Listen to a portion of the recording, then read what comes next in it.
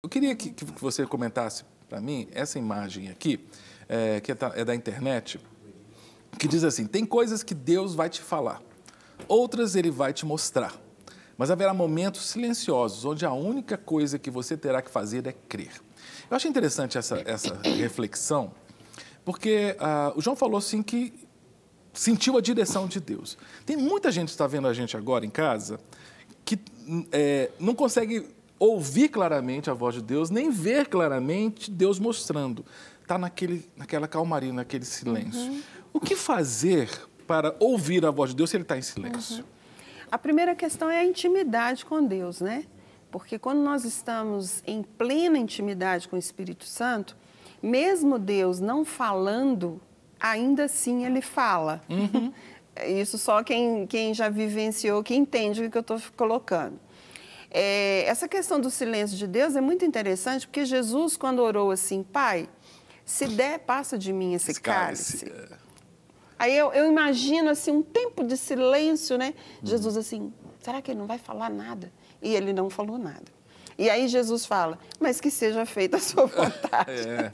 Então tem esse silêncio. Se o próprio Filho, né, e nós hoje somos filhos em Cristo, né, também, nós precisamos aprender a ouvir o silêncio do Senhor, né? O silêncio não significa que Ele está nos ignorando, né, que não tem nada a dizer, né? Pelo contrário, é porque Ele está no relacionamento. Então, existem relacionamentos que você não precisa falar nada. Sim, sim. Né? E mesmo entre nós, a gente percebe isso. Ele com a esposa dele, quantos silêncios foram falados e escutados, mesmo que a boca não abrisse, e entendidos, né? Mas vem cá, então, o silêncio é precioso. Você já passou por uns momentos que eu sei muito difíceis. A viuvez, por exemplo. Duas. Pois é. Maria, aí da perspectiva da psicóloga, mas principalmente da perspectiva da cristã, o que a gente faz na hora que a gente vai para uma viúva, por exemplo? A gente fala, a gente fica calado, porque a gente não sabe muito o que fazer, sabe? Às vezes é meio clichê, né? Meus pêsames, meus sentimentos.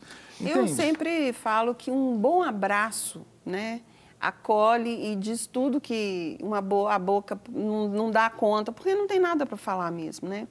O Espírito Santo, ele nos consola e nos conforta só no acolhimento, no colo, né? E não falando muita coisa também. Mas se você consegue lembrar quem vai no velório, como é que é isso? Porque tem gente que fala assim, não vou não, vai ter tanta gente lá. Eu penso o seguinte, eu acho que mesmo que tenha muita gente, a sua presença ali tem uma marca, é minha opinião. E o velório, eu vou muito, em muitos velórios, né?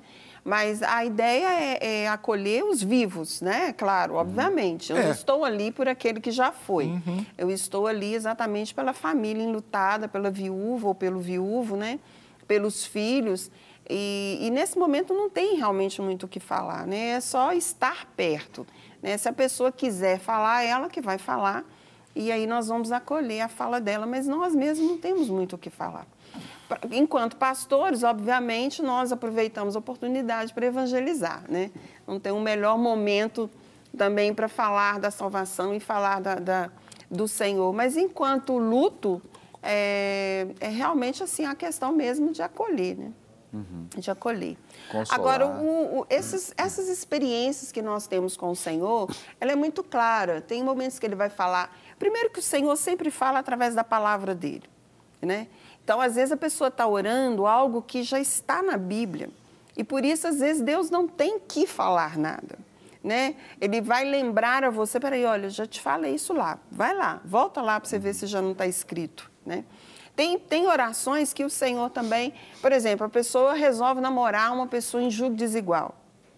Claro, na palavra. Né? Eu estou falando disso porque eu mesmo trabalho com casal. Então, a pessoa quer namorar em julgo desigual. Aí ela começa a orar. Senhor, né?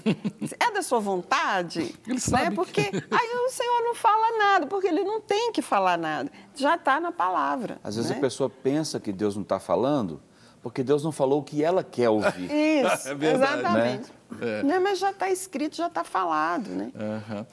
Agora, a Maria falou que às vezes Deus fala no silêncio.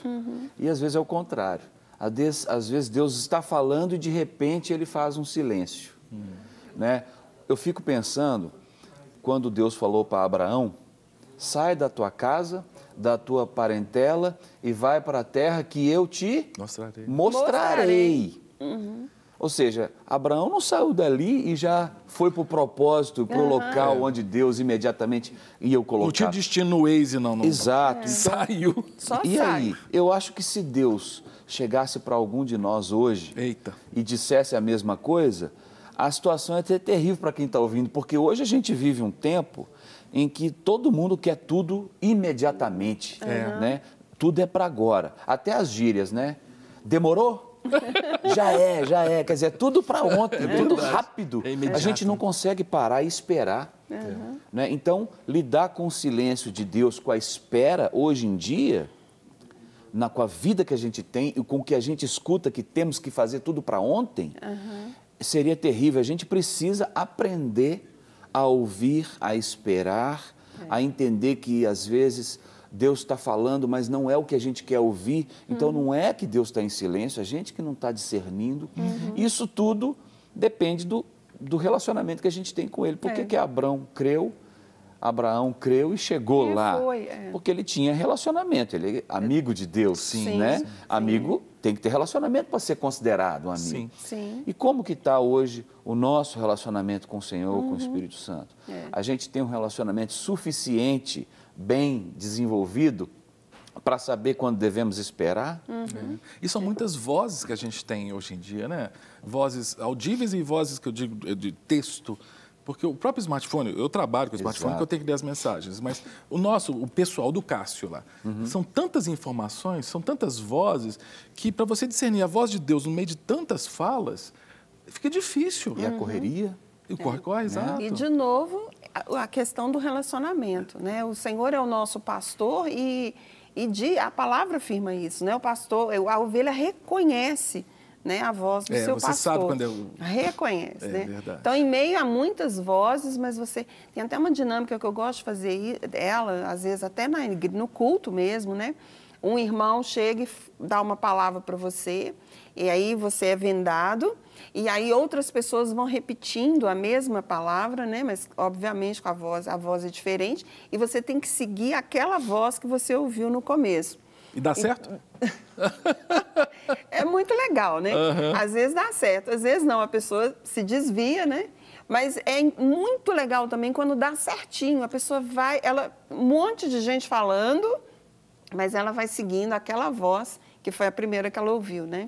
Mas você vê que isso é intimidade mesmo, não tem outra maneira, né? E é interessante porque, às vezes, o silêncio de Deus é um silêncio para te fazer quietar, né? Eu estou lembrando daquela passagem no Novo Testamento que Jesus estava no barco e dormindo, em silêncio. Né? O povo entrou em desespero, começaram a gritar. E foram acordá-lo, né? E foram acordá-lo. Incomodar um colérico. Mas Jesus estava quieto. Jesus deve ter aberto o olhinho assim, falando, não acredito que 12 homens estão me acordando. Mas a nossa pressa, isso é interessante, porque a gente vive a sociedade do urgente, né? Tudo é para ontem. Né? E quando Davi diz, esperei pacientemente no Senhor, gente, a questão não é esperar, mas como você está esperando, né? Porque... E o Salmo 37, Davi repete isso, né? Entrega o teu caminho ao Senhor, confia nele, o mais ele fará. Descansa e espera nele. É legal isso. Descansa e espera. Não descansa ansioso, não, porque se você está ansioso, você não vai descansar. Exatamente. A gente tem que controlar isso, tem que parar para repensar, para vigiar, porque é muito fácil a gente entrar nessa loucura desse dia a dia, né? Um ativismo muito grande, e inclusive ativismo religioso. E você começa a fazer, e acha que está dentro do plano de Deus para a sua vida, e de repente você quebra a cara. E a ficha cai, e você fala, poxa, quanto tempo eu perdi, né, pensando que estava fazendo o que Deus planejou para a minha vida, e era no ativismo. Então isso é muito perigoso, a gente tem que parar para refletir sempre, para não cair nesse erro. E aí tem aquele versículo que nós temos que temê-lo na nossa vida, que é quando fala que Jesus diz assim, né? Ah, nós expulsamos e nós oramos. Teu nome. E aí ele fala, eu não conheço vocês. Esse conhecer é o relacionamento, exato, né? está em Mateus. Essa passagem está em Mateus. E essa palavra é para crente. É para crente. E crente pentecostal. Porque quem ora pelos enfermos, quem expulsa demônios, né, em nome do Senhor Jesus. E é um versículo assim que eu temo, né? Porque às vezes nós achamos mesmo que estamos fazendo a vontade de Deus, né? Não quer ficar um segundo por fora da nossa programação? Agora você pode nos acompanhar através das plataformas digitais. Não perca tempo. Acesse, curta e siga-nos. Fique por dentro de tudo o que acontece por aqui. Rede Super, inspirando você.